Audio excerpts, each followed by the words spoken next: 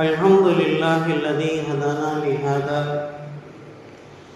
نحمده ونستعينه ونستغفره ونؤمن به ونتوكل عليه ونعوذ بالله من شرور أنفسنا ومن سيئات أعمالنا من يهد الله فلا مضل له ومن يضلل فلا هادي له أشهد أن لا إله إلا الله وحده لا شريك له وأشهد أن سيدنا ونبينا مولانا محمدا عبده ورسوله ما بعد فقد قال الله تبارك وتعالى في محكم تنزيل وفي القرآن المجيد بعد أعوذ بالله من الشيطان الرجيم بفضل بسم الله الرحمن الرحيم والعصر إن الإنسان لفي خسر إلا الذين آمنوا وعملوا الصالحات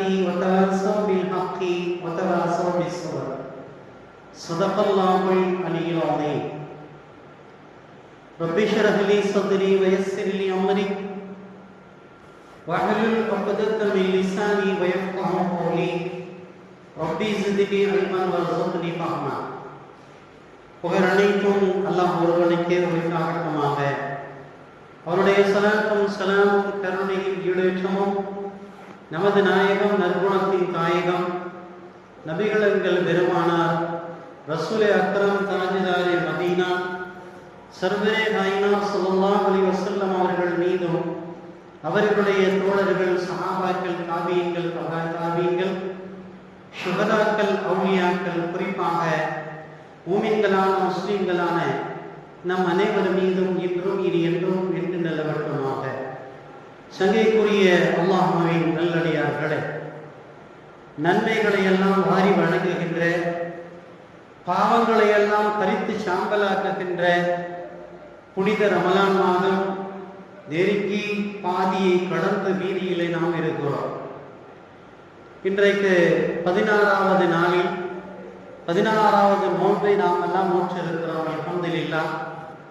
இனி மீதி இருக்கக்கூடிய நாட்களில் நோன்புகளையும் அதனுடைய தொழுகை மற்றும் அனைத்து அமல்களையும் நிறைவாக செய்து அல்லாஹ்வின் பேரருளை பெற்ற நன்னடைய கூட்டத்தில் அல்லாஹ் நம்மை சேர்க்கிறது புரிவானாக. அருமையானவர்களே, நேரம் என்பது அல்லாஹ் நமக்கு தந்திருக்கிற மிகப்பெரிய நியாமத். ஒரு மனிதனுடைய வாழ்நாள் அது நீட்டிக்கப்படுவதும் சுருக்கப்படுவதும் அல்லாஹ் குர்ஆனிலே சொல்வான், வல தஜிதன்னஹும் அஹரஸன் நாஸி அலா ஹயா. மனிதனுக்கு வாழ்நாள் மேல பேராசை இருக்கிறது, வாழ்நாள் மேல பேராசை இருக்கிறது என்று அல்லாஹ் சொல்லுவான். லவ் யுஅம்மரு அல்ஃப ஸனத்தின், 1000 ஆண்டுகள் கொடுக்கப்பட்டாலும் இன்னும் எனக்கு வாழ்நாள் போதவில்லை என்றுதான் மனிதன் சொல்லுவான். அப்ப மனிதனுடைய ஆசை என்பது மிக நீண்ட ஒரு ஆயுளை கொண்டதாக இருக்கிறது.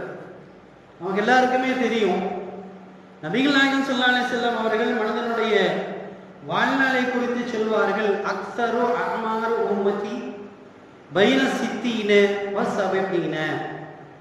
என்னுடைய உம்மத்தினருடைய அதிகப்படியான வயது என்பது 60க்கும் 70க்கும் மத்தியிலே நிறைவு பெற்றுவிடும் என்று சொன்னார்கள்.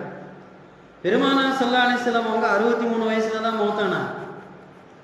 அதை தொடர்ந்து அவங்களுடைய தோழர் அபூபக்கர் சித்திக் 63ல தான் மௌத்து. அப்ப பெரும்பாலும் நம்மளுடைய மௌத்து என்பது 60க்கு 70க்கு மத்தியில முடிஞ்சிடும். இல்ல அவர் 80 வயசு, அவர் 90 வயசு, அது என்ன வண்டி லாபத்தில் ஓடிக்கிட்டு இருக்குன்னு அர்த்தம். எல்லாரும் 80 வயசுக்கு இருக்குன்னு அவசியம் இல்லை, 63 வயசு வரைக்கும் இருக்கணுங்கிறது அவசியம் இல்லை. அப்ப வாழ்நாள் என்பது அல்லாஹ் கொடுக்கிற நிஅமத். அப்ப இந்த சுருக்கமான வாழ்நாளில் அல்லாஹ்வுக்கு பிரியமான நல்ல அமல்கள் செய்து அவனுடைய பொருத்தத்தை பெற்றவர்களாக மரணிக்க வேண்டும் என்பதுதான் மார்க்கம் நமக்கு சொல்லி இருக்கிற கடமை.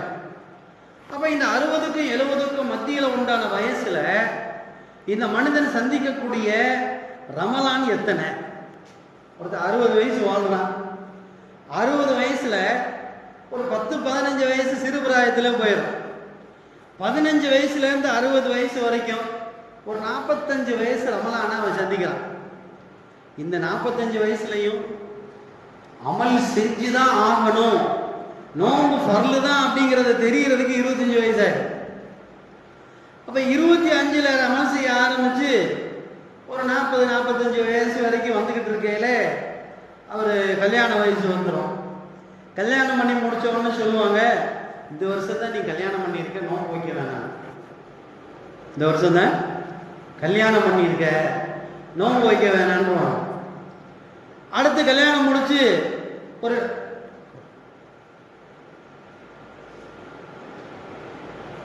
கல்யாணம் முடிச்சு 2 வருஷத்துல என்ன செய்வேன், வெளிநாட்டுக்கு போறதுக்கு ஏற்பாடு பண்ணுவான். வெளிநாட்டுக்கு போறதுக்கு ஏற்பாடு தான் பண்ண ஆரம்பிச்சிருப்பான். உடனே வீட்டில் சொல்லிடுவாங்க, அங்கே போய் உனக்கு சாப்பாடு சரி இருக்கோ இல்லையோ, இப்போ நீ நோம்பு வைக்க வேணாம். இப்போ ஏற்பாடு பண்ணுறதுல 5 வருஷம் போயிடும். இப்போ ஏற்பாடு பண்ணி எல்லாம் முடிச்சு அங்கே போய் ஒரு வேளை அரபு நாட்டுடைய அங்கே இருக்கிற சூழ்நிலைகள், அங்கே இருக்கக்கூடிய மாகோல், அங்கே இருக்கக்கூடிய போக்குவரத்து, ஹரம் ஷரீஃபுடைய இதெல்லாம் பார்த்துட்டு நோம்பு வைக்கலான்னு நீயத்தில் இருப்பான். இங்கே இருந்து போகணும். என்னங்க நீங்கள் வாட்டுக்கு அங்கே எல்லாரோடையும் சோந்து நோம்பு வச்சுடாதீங்க, உங்களுக்கே உடம்புக்கு ஆகாது, நான் பார்த்துருக்கேன். யாரு? இங்கே இருந்து மனைவி. ஏமா நான் நல்லா தானே இருந்தேன். இல்லைங்க நீங்கள் இருக்கையிலே உங்களுக்கு முடியாமல் போயிடுறேன், உங்களை பற்றி எனக்கு இல்லைங்க தெரியும், உங்களுக்கு அப்படி ஆயிரம் இப்படி ஆயிரம், தயவு செஞ்சு நோம்பு வச்சிடாதீங்க. அப்படி இருந்து இவன் என்ன செய்வான், மனைவிக்கு தெரியாமல் 1-2 நோம்பு வச்சுருப்பான். மனைவிக்கு தெரியாமல் 1-2 நோம்பு வச்சுருப்பான். அப்போ அடுத்த நாள் இன்னைக்கு இருக்கிற சூழ்நிலையில் வீடியோ காலில் பேசுகிறார். வீடியோ காலில் பேசையில் அந்த அம்மா சொல்லுது, உங்களை பற்றி எனக்கு தெரியாதா, நீங்கள் நோம்பு வச்சிருக்கீங்க போல இருக்கு. இல்லைப்பா, நோம்புடைய விஷயத்தில் பொய் சொல்லாதீங்க, நோம்பு வச்சுக்கிட்டு நோம்பு இல்லைன்னு சொல்லக்கூடாது, நோம்பு இல்லாமல் இருந்துக்கிட்டு நோம்புன்னு சொல்லக்கூடாது. இப்படின்னு சொன்ன உடனே அவர் உடனே சரி நான் நோம்பு வைக்கலாமா ஸ்ரீதேவி. அல்லாஹ் சொல்றது ரசூல்லா சொல்றதெல்லாம் அப்புறம், முதல்ல யார் சொல்றது, வீட்டில் உள்ள அடுப்படி சொல்றது தான் முக்கியம். அந்த மாதிரி சோறு கிடைக்காது, அப்புறம் இங்கே வந்த அப்புறம் வரணும்ல. அதனால என்ன பண்ணுவார், மாசாலா சுபான்ல மனைவி சொல்ல மந்திரம்னு நோம்பு விட்டுருவார். மனைவி சொல்ல மந்திரம்னு நோம்பு விட்டுருவார். சவுதியில் இருக்கிற வரைக்கும் இந்த நிலைமை. சரி இருந்துட்டு வந்தாச்சு, 1 வருஷம் நோம்புல இங்கே வந்துருக்கிறான். அப்போ அவன் சொல்கிறான், சவுதியில் இருக்கிற வரைக்கும் தான் சண்டால பாவியானே நோம்பு வைக்க விடலை, ஃபோன் பண்ணி நோம்பு வைக்காதன்னு சொல்லிட்டேன், இங்கே இருக்கிறேன் நோம்பு வைக்க போகிறேன். அப்போ அந்த அம்மா சொல்லுவேன், ஏங்க இந்த வருஷம் தான் நோம்புல வீட்டில் இருக்கிறீங்க, கொஞ்சம் நல்லது கெட்டது திண்டா என்னங்க, ஏன்னா வருஷமெல்லாம் இவன் பட்டினி கிடக்கிற மாதிரி, வருஷமெல்லாம் பட்டினி கிடக்கிற மாதிரி இந்த அம்மா சொல்லுவேன், இந்த வருஷம் தான் இங்கே இருக்கிறீங்க, கொஞ்சம் நல்லது கெட்டது தின்னுங்க. மனைவி என்பவள் கணவன் சொர்க்கத்துக்கு போறதுக்கு காரணமா இருக்கணுமே தவிர கணவன் நரகத்துக்கு போறதுக்கு மனைவி காரணமா இருந்துடக்கூடாது. அப்படி யாரும் இருக்க மாட்டாங்கன்னு நினைக்கிறேன். ஆனாலும் பெரும்பாலும் உள்ள நிலைமைகளை பார்த்தா மனைவிமார் தான் கணவன்மார் சொர்க்கத்துக்கு போறதுக்கு தடையா இருக்கிறாங்க.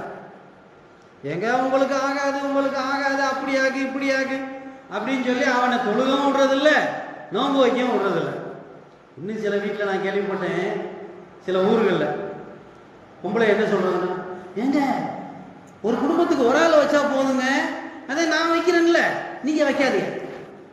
அட சண்டால பாடி, அப்ப அவன் நரகத்துக்கு போகலாமா? புருஷன் நரகத்துக்கு போறத பார்த்துக்கிட்டு இருப்பியா நீ? என்ன சொல்லுது பொம்பளை, சொல்லுது என்ன சொல்லுது, நீங்க வைக்காதீங்க, வீட்டுக்கு ஒரு நோம்பு வச்சா போதும், நான் வைக்கிறேன், நீங்க கல்லு மாதிரி இருக்கீங்கிறது பொம்பளை. அதை கேட்டுக்கிட்டு இவன் நோம்பு வைக்காம நரகத்துக்கு கொல்லிக்கட்டையா போயிடறான். என்ன ஆயிடுது, நரகத்துக்கு கொல்லிக்கட்டையா போயிடறான். அப்ப ரசூலுல்லாஹி ஸல்லல்லாஹு அலைஹி வஸல்லம் காலத்துல அவருடைய மனைவிமாருக்கு தான் அவங்களுக்கு அமல் செய்யறதுக்கு ஆர்வமா இருந்தாங்க. இன்னைக்கு மனைவிமார் தான் அமல் செய்யறதுக்கு எடுக்கிறாங்க.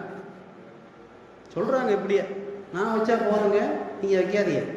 அதுக்கு என்ன அந்த அம்மா சொல்லுது காரணம், நாங்க வீட்டிலே இருக்கிறோம், அவர் வெளியே திரும்ப போறாரு. வெளியே என்ன ஜெயிலுக்கு போறானே, 360 நாள் திண்டு தானே இருக்கேன், 3 வேளைக்கு 6 வேளை திங்கினா பப்பன் மாதிரி தலைவாணி மாதிரி ஊதி போய் தான் இருக்கிறான். உடம்புல ஒரு கேடும் இல்லை, இன்னும் டாக்டர் சொல்றாங்க, அல்சர், சுகர், பிரஷர் இந்த 3 சரியான நோம்பு வைக்கிறான். இவன் வியாதியில நோம்பு வைக்காம உட்காந்துருக்கான், வியாதியே இல்லை, கல் மாதிரி இருக்கான், ஆனால் நோன்பு வைக்க மாட்டேங்கிறான். எல்லாம் தண்டிப்பானா தண்டிக்க மாட்டான். ஏன்னா மனைவி மாதிரி சொல்கிறாங்க, நாங்கள் வீட்டிலே இருக்கிறவங்க, நாங்கள் நெல்லில் இருக்கிற நோன்பு வச்சுக்கிறோம், நீங்கள் வெளியே திரும்ப போறீங்க, வெயில் பட்டா நீங்கள் அப்படி ஆயிடுவீங்க, அதனால நோன்பு வைக்காதீங்க. அப்போ இவருடைய வார்த்தையுடைய அர்த்தம் என்னன்னு சொன்னால், நாங்கள் சொர்க்கத்துக்கு போகிறோம், நீங்கள் நரகத்துக்கு போகணும் சொல்ல முடியுமா? அப்படி சொன்னால் கேட்டுக்கிட்டு இருப்பாரா? இப்படி சொல்கிறார் ஒரு வீட்டில், இப்படி சொல்லுது மனைவி, ஏங்க நீங்கள் நரகத்துக்கு போங்க, நான் சொர்க்கத்துக்கு போகிறேன், விட்டா லெஃப்ட் அண்ட் ரைட்டு விட்டுருவான். ஏண்டி நீ சொர்க்கத்துக்கு போகணும், நான் நரகத்துக்கு போகணும் அப்படின்னு அடிப்பான்.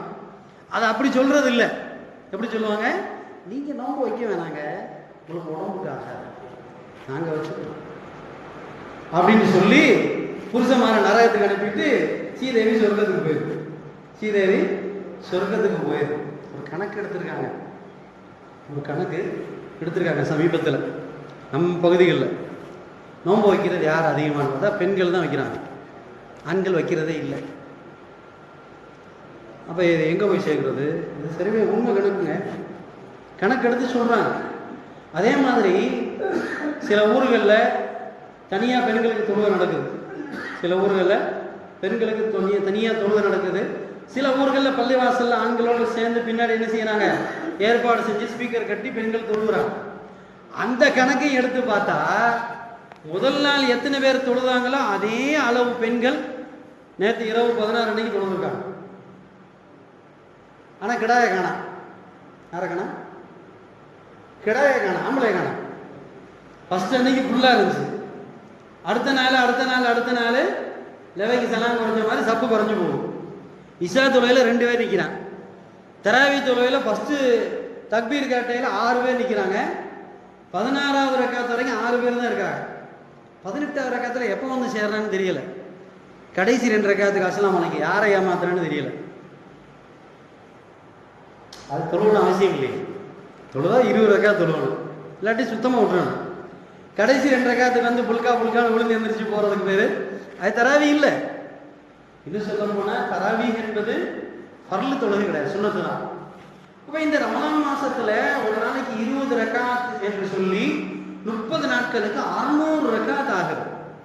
600 ரக்காத் எக்ஸ்ட்ரா தொழுதுன்னு சொன்னா பகல்ல 14 மணி நேரம் நோன்பு, இரவுல 20 ரக்காத் தராவி. அப்ப 14 மணி நேரம் நோன்பும் 20 ரக்காத்துகள் தொழுகையும் ஒரு மனிதன் தொழுகின்ற பொழுது ரமலான் அவனுடைய பாவங்களை கரித்து விடுகிறது என்று ஹதீஸில் வந்திருக்கிறது. அதனால இவருடைய பாவங்கள் மன்னிக்கப்படுகிறது. இது நோன்பு வைக்கிறது இல்லை, 20 ரக்காத் தொழுவதும் இல்லை. அப்ப இவருடைய ரமலான் எப்படி இவருக்கு ரமலான் ஆகும் சொல்றாங்க. யார் நோன்பு வைக்கலையோ அவங்க என்ன செய்யக்கூடாது, பெருநாள் கொண்டாடக்கூடாது. நோன்பு வைக்காதாலும் பெருநாளே கொண்டாடக்கூடாது. அவனுக்கு பெருநாளே கிடையாது. அன்னைக்கு மட்டும் ட்ரெஸ் எடுத்து போட்டு பெருநாள் கொண்டாட அர்த்தமே இல்லை. நோன்பு வைக்கலன்னா பெருநாளே கொண்டாடக்கூடாது.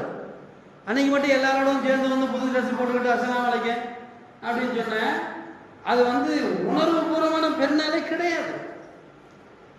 அப்ப அல்ஹம்துலில்லாஹ் மீதி இருக்கக்கூடிய இந்த நாளையாவது என்ன செய்யணும், தராவிய முழுசா தொழுவணும், நோன்பு வைக்கிறதுக்கு முயற்சி பண்ணணும். வைக்கலாமா? வெயில் அடிச்சுக்கிட்டு தான் இருக்கும். ஏங்க இதை விட 40 டிகிரி வெயில் இந்த சவுதியில். அங்கெல்லாம் நோன்பு வைக்கிறியா?